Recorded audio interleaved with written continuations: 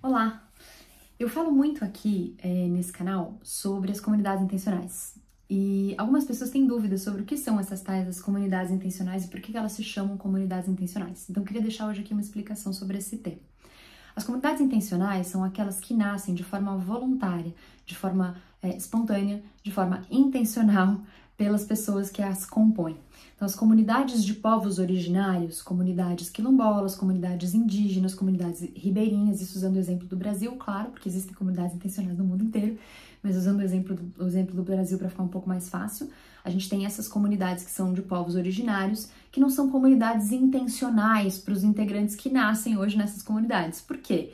Quem nasce nessas comunidades não nasceu por uma intenção de nascer, pelo menos não puramente humana ou concreto objetivo. Em aspectos espirituais da espiritualidade, podemos dizer que as pessoas escolhem onde vão nascer, mas o fato é que, concretamente aqui falando, as pessoas que nascem nessas comunidades, elas não escolhem nascer nessas comunidades, elas nasceram ali naquele contexto, elas crescem naquelas comunidades, elas podem sair para ir morar em outros lugares, deixarem de integrar aquela comunidade, mas elas não voluntariamente passaram a integrar aquele coletivo. Já as comunidades intencionais são esses grupos de pessoas que se juntam intencionalmente, voluntariamente, por vontade própria, para criar então um coletivo com espírito comunitário.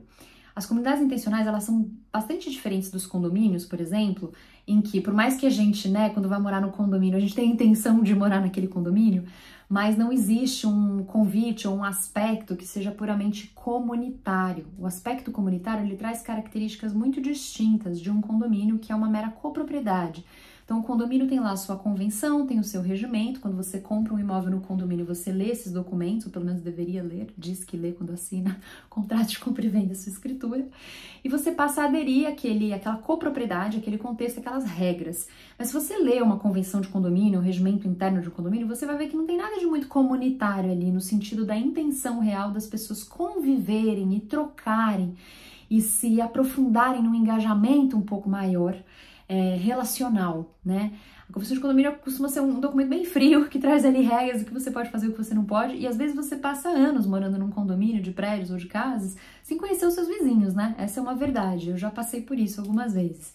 Então a comunidade, ela é aquele coletivo de pessoas que se juntam com um objetivo comum, com ideias comuns, com intenções que são interseccionais, interdisciplinares e interseccionais e que acabam agregando pessoas num objetivo comum e com uma essência profunda comum. Então, esse é um aspecto super importante que diferencia as comunidades intencionais dos condomínios e das comunidades originárias. Por isso que a gente chama esses coletivos que vem nascendo cada vez mais e se difundindo cada vez mais de comunidades intencionais.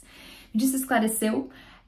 Deixa aqui um comentário, uma dúvida, uma ideia, tudo isso ajuda a gente aqui a produzir conteúdos que sejam de interesse, de você que está assistindo, que possam difundir cada vez mais essa iniciativa das comunidades, que é uma iniciativa de uma nova forma de se viver em sociedade, uma nova forma de se viver a vida, que tem sido muito interessante.